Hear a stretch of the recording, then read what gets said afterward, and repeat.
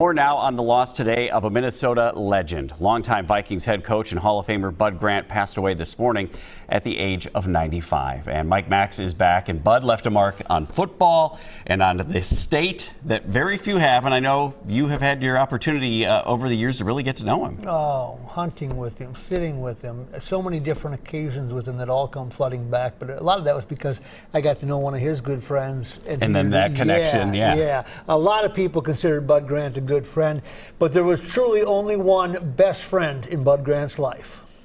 The people Bud Grant met in his life were legendary, including the Queen, who met him while coaching Winnipeg. He was a confidant to Bobby Knight. He's just a tremendously interesting guy to be around. And there's no one that I've enjoyed listening to. You know, I ask him a lot of questions. I have since the first time I met him about different aspects of coaching and dealing with players. A mentor to Pete Carroll. Quizzing him, and he always gave me time. You know, he was kind of unapproachable for a lot of people. And a role model to his players. He's a big part of Minnesota, and like you said, 2 weeks ago we were sitting talking, and this morning, you know, he's gone. You know, I guess if we had to look at it in 95 years, but 95 productive years. He knew how to develop the team. A lot of times it's not the best athletes. It's how those athletes play together. But there was one special friend that knew him best. Sid Hartman introduced him at the Hall of Fame. They go way back, even a picture of Sid fishing with him in their early years. And that brings us here to the Super Bowl in Minneapolis, when Bud and Sid stopped by to ice fish on the roof, and Bud talked Super Bowl. You got to remember one thing, Mike. It's entertainment.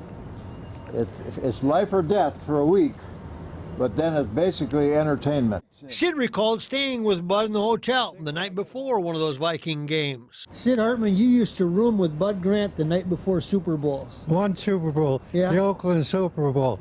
He ate a gallon of ice cream. What was apparent as two 90-somethings sat there is that there was an unbreakable bond. He's my best friend.